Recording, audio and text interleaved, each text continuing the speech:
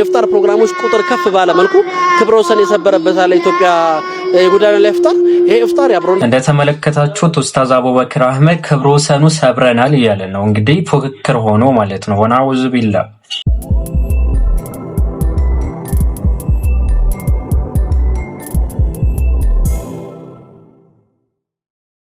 ቢስሚላህ አልሐምዱሊላህ ሰላቱ ወሰላሙ አላ ረሱሊላህ ወአላ አሊሂ ወሰህቢሂ ወመንዋላ። ውድና የተከበራችሁ የቻናላችን ተከታታዮች አሰላሙ አለይኩም ወራህመቱላሂ ወበረካቱ። ዛሬም የጌታችን ያለ መልካም ፍቃድ ሆኖ ለእናንተ አስተማሪና ቁም ነገር አዘል የሆኑ ቪዲዮዎችን ይዤላችሁ ብቅ ብያለሁ። እስከ ቪዲዮአችን ፍጻሜ ድረስ አብራችሁን ሁኑ። የጎዳና ላይ ኢፍጣር ዓላማ ምንድን ነው? እስቲ ዓላማ ካዘጋጁ እንዲሁም ከአዘጋጅ ኮሚቴዎች መካከል አንዱ ኡስታዝ አቡበክር አህመድ ነው። ምን እንደሚል እንስማ።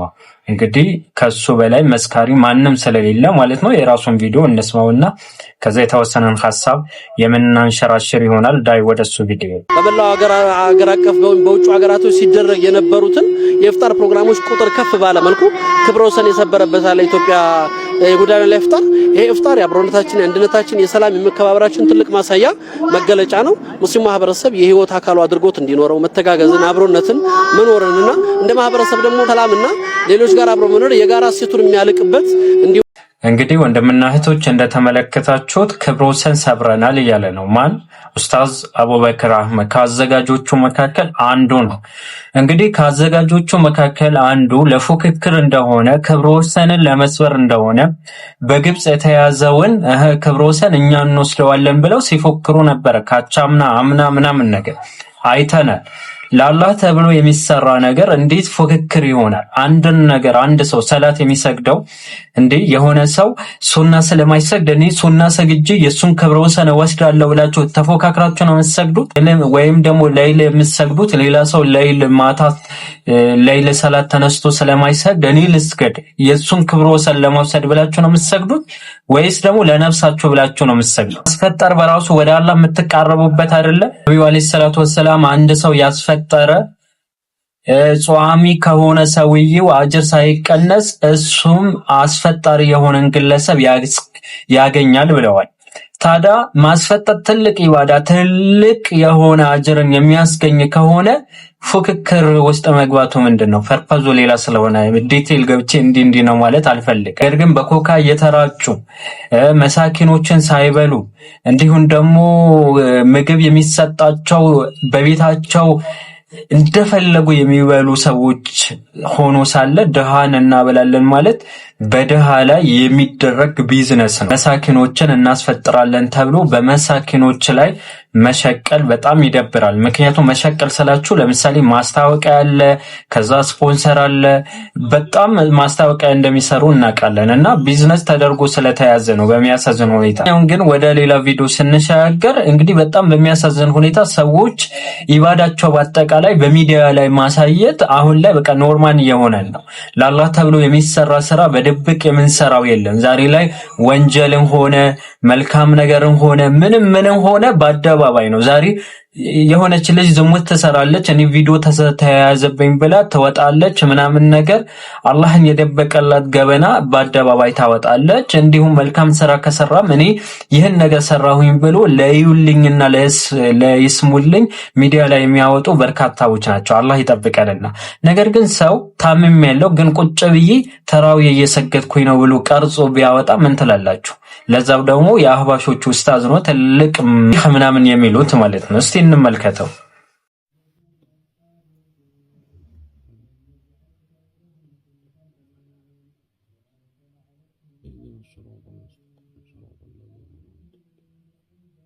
በመጀመሪያ አላህ ሙሉ ጤንነት ይመልስልህ። ነገር ግን ቪዲዮ ቀርጻ እየሞከርኩኝ ነው እያልክ ነው ወይስ እንዴት ነው? እኔ እየገባኝ አይደለም። እንዴ ሰው ታሙ ይሰግዳል፣ ኖርማል ነው። ግን ታመሜ የተራዊየ እንዲህ ነው የምሰግደው ቁጭ ብዬ ከዛ በኋላ ቪዲዮን እንዲያየው ምናምን አሁን ይህ ምን ይባላል? ለዩልኝ ካልሆነ ያው እኔ ጠንካራ ነኝ ታመሜ ራሱ በጉልበቴ እንዲህ ብዬ እንዲህ እየሰገድኩኝ ነው ወይስ ምንድነው? ታመ ከሆነ ይሄ ለሕክምና ወጪ ፈልገ ከሆነ ወንድሞች አሉ እኛ አለን እናግዛለን ሀይቃ ማለት ነው።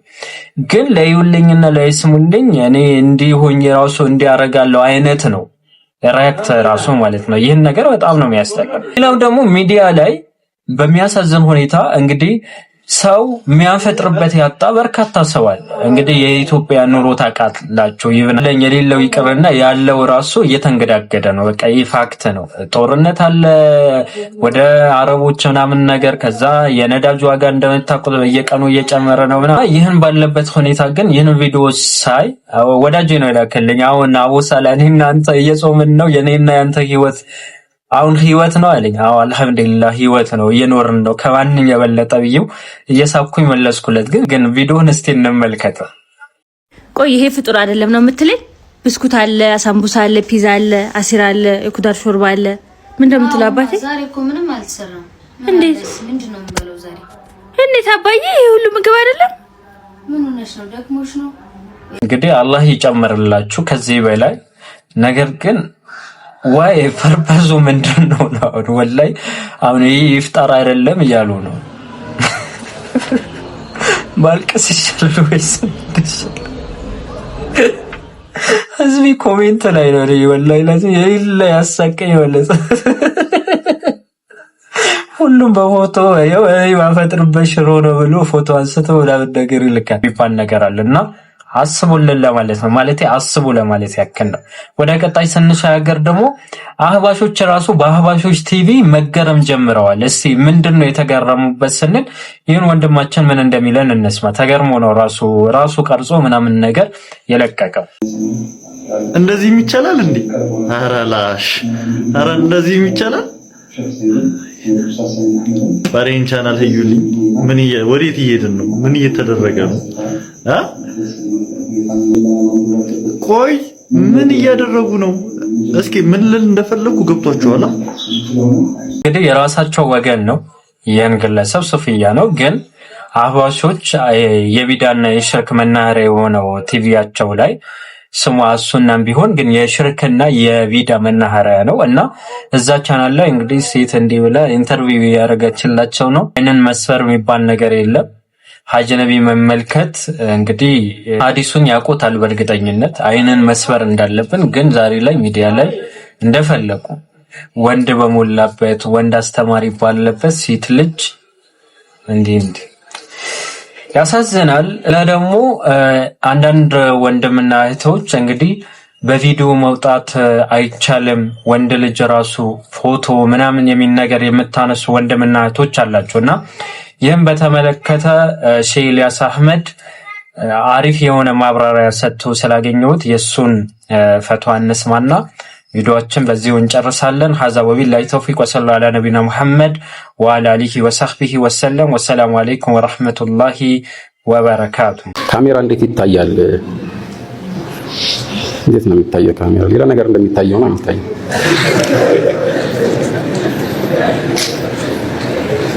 ባጭሩ ተስዊርን አስመልክቶ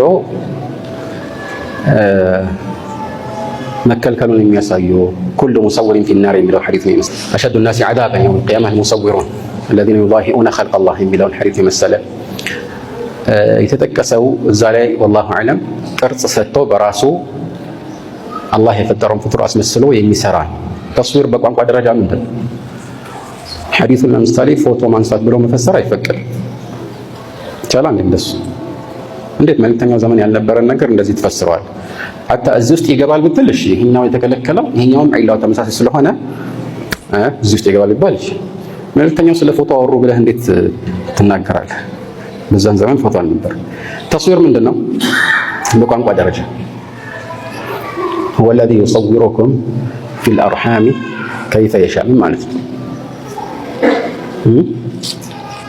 ቅርጽ የሚያበጅላችሁ ማለት አይደለም። ቅርጽ የሚሰጣችሁ የሚያበጅላችሁ ማለት ነው። ወሰወረኩም ፈአሕሰነ ሱወረኩም። አንድ ሰው ሱራ አለው ማለት ነው በቋንቋ ሱራ ምንድን ነው? የሰው ሱራ። ዛሬ የሰው ሱራ ማለት የሰው ፎቶ ማለት ነው አይደለ? በድሮ ጊዜ ከፎቶ በፊት የከሌ ሱራ ማለት ነው ራሱ መልኩ ሰውየው ማለት ነው። ሰውየው ቅርጹ መልኩ ይሄ ነው ሱራ የሚባለው። ገብታችኋል? ግልጽ ነው አይደለም? ይሄ ነው ቋንቋ መልእክት። ስለዚህ ወሰወረኩም ፈአሕሰነ ሱወረኩም ሲባል መቼም አላህ ቅርጽ የሰጣችሁ ማለት ነው አይደለም? ያ ከሆነ የተከለከለው ተስዊር አንተ ራስህ ቅርጽ እያበጀህ የምትስለው የእጅ ስዕል ነው ያሉት ዑለማዎች፣ አንዳንድ ዑለማዎች ከዚህ አንፃር ነው መነሻቸው። ገባችሁ? ለምን? ምክንያቱም ይሄ በዛሬ ዘመን የምታነሳው ፎቶ አንተ ራስህ የምትስለው አይደለም። ምን ማለት ነው የምትስለው አይደለም ማለት? አንተ ከፊት ለፊት ያለውን ትዕይንት ቀጥታ ነጸብራቁን አስቀርቶ የሚይዝ መሳሪያ ነው እንጂ የሰራኸው ቅርጽ ራሱ የሚሰጥ አይደለም። ያለውን ቅርጽ ነው አስቀርቶ የሚይዘው። ልክ መስታወት ላይ ለምሳሌ ያንተ ምስል ይታያል፣ ግን አንተ ስዕል ሳልክ ማለት አይደለም። መስታወት ብቅ ስትል ስዕል ሳልክ ማለት አይደለም አይደል? ስለዚህ በዛ መልኩ አንድ ሰው እንዲህ አይነት ነገርን መሳሪያ ሲያዘጋጅ ያ መሳሪያ ያለውን ፊት ለፊት የሚታየውን ነገር ወይም ያሉትን ብርሃኖቹን ልክ አይን በሚሰራበት ስልት ይሰራልና ያንን ነገር ከአይን ለየት የሚያደርገው ያው ይዞ ማስቀረቱ።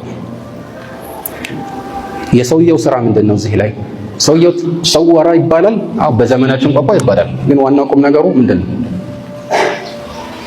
ዋናው ቁም ነገሩ ምንድነው?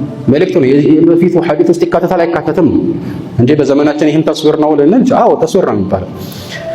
ግን ቅርጽ ሰጥቶ በእጁ ስዕል ስለዋል አልሳለም አይደለም። ያለውን ነገር ነው ያስቀረው ማለት ነው። ያለውን ነገር አስቀረ ከተባለ የሰውየው ስራ እዚህ ላይ በቃ እንዲያችን ነገር መንካት ብቻ ነው እንጂ ስዕል ሳለ አይባልም። ስዕል ሳለ አይባልም። ምስሉን አስገኛ አይባልም። ችሎታ የማይጠይቀው ለዚህ አይደል? ለምሳሌ አንተ የከሪን ጽሁፍ አስመስዬ እጽፋለሁ ብለህ ጽሁፉን እያየህ አስመስለህ ከጻፍክ ማሻአላህ ችሎታ አለህ ይባላል አይደል? የከሪን ጽሁፍ አስመስዬ እጽፋለሁ ብለህ ከዛ እሱ የጻፈበትን ወረቀት ተቀብለህ ፎቶኮፒ ማሽን ውስጥ ከተህ ከዛ በኋላ ኮፒ አድርገህ አውጥተህ ይኸው ችሎታ ብትል ማን ያደንቅሃል? ምንድነው ችሎታ? የማ ማን ያከተዋል ነው የሚባል አይደለ? አንተ አይደለማ ያለውን ነገር ነው ፎቶ አንስተህ ያወጣልህ። ገባችሁ አይደል? ከዚህ አንፃር ነው የተወሰኑ ዑለማዎች ያው ይሄኛው የተከለከለው ተስዊር ውስጥ አይካተትም። የተከለከለው ተስዊር ራስህ ቅርጽ ሰጥተህ የምትሰራው ሲሆን ነው ያሉት። ግልጽ ነው። ይሄ ኢጅቲሃድ ርዕስ ነው አይደለም? ግልጽ ኢጅቲሃድ ርዕስ ነው።